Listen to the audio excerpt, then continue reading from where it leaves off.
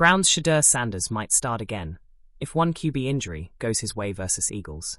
It's been a confusing week for Shedeur Sanders' placement on the Cleveland Browns QB depth chart.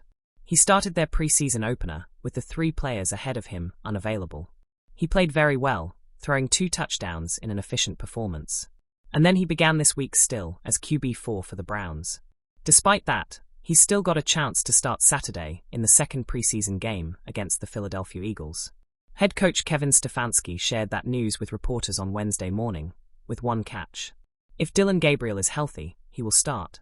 If he's not, it's Shedeur again. Gabriel is battling a hamstring injury, which was the reason he didn't play in the opener against the Panthers. The Browns aren't planning to play veterans Joe Flacco and Kenny Pickett in the preseason contest against the Eagles. They're getting the majority of the reps in this week's joint practices against the defending Super Bowl champs, which Stefanski prioritizes.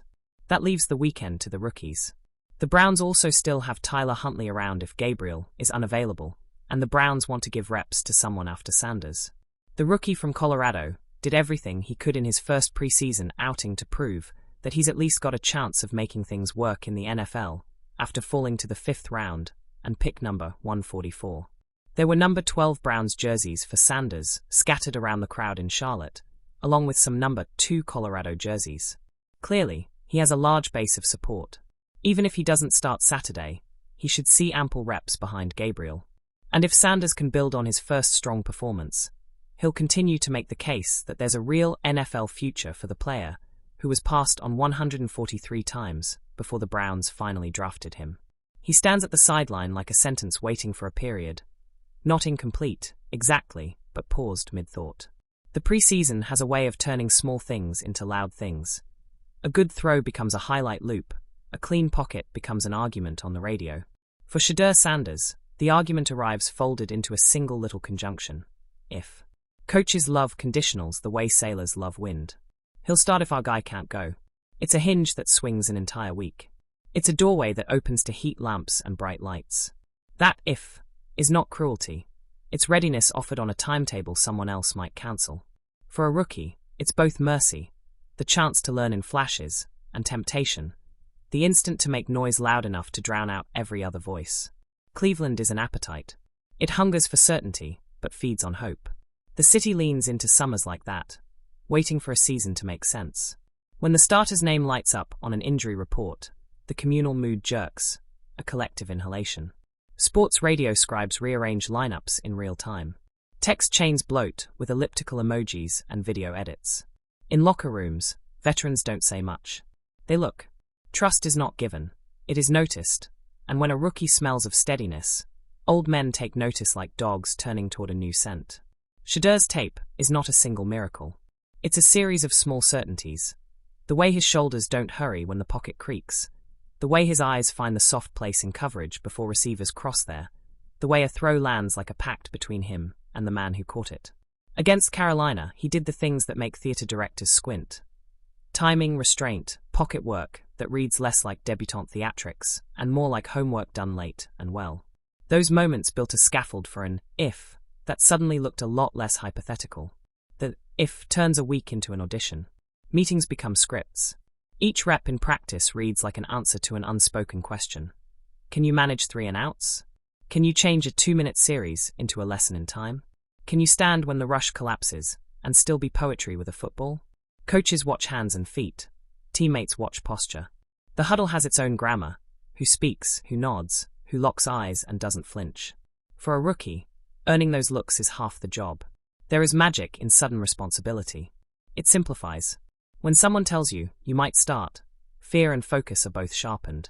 The noise fades, the tasks remain. You learn quickly whether you want to be the player who is good at practice and afraid in games, or the player who is good at both. Shedeur knows this. He has practiced under pressure before, not for cameras, but for family expectation, for quiet rooms where the only applause was a parent's nod. Those small ceremonies teach a person how to breathe when a stadium hums.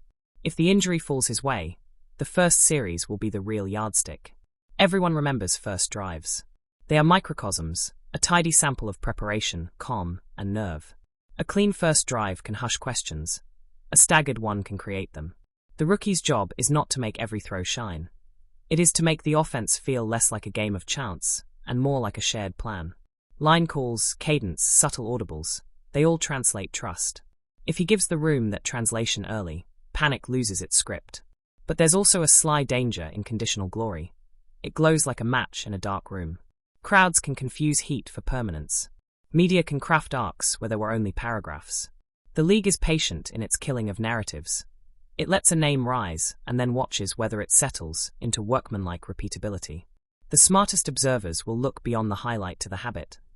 Can he make the right throw under duress, not the pretty one that the highlight reel loves? Can he absorb a sack, learn from it, and come back with a cleaner sequence? That is the difference between what if and what is. Behind the scenes, the coaches are doing their math. They balance the short game. The next Saturday, the immediate win, against the long ledger called a season. A rookie start can be a tonic for a young quarterback's confidence, and a liability if it rushes development. The medical staff weighs tendons and recovery like jewelers appraising delicate settings. The offensive staff rehearses contingency plans with a kind of anxious reverence. In football you seldom see the scales. You only see the decision, and then you analyze whether it was brave or reckless. For Shedeur, the if is both a gift and an alarm. If fate drops the starter out of the picture and hands him the keys, everything accelerates. The city will roar, teammates will thrust glances that mean trust. Feeds will splice his best throws into late-night montages. If he performs, the if will start to sound like a plan. If he stumbles, the if will shrink back into the pre-game fog, a reminder of how thin the line is between opportunity and expectation. Still, the right way to think about this is not as a moment that will crown or bury him, but as a hinge that could open a door. Whether he steps through gracefully is less about destiny and more about hunger. A rookie who wants to last will take the if and make it a ritual. Study the tape until his eyes memorize the movement of linebackers. Practice checks until cadence becomes his autopilot. Sleep like a man who believes the morning will reward him with clarity. That is the quiet work that makes headlines later look less like luck.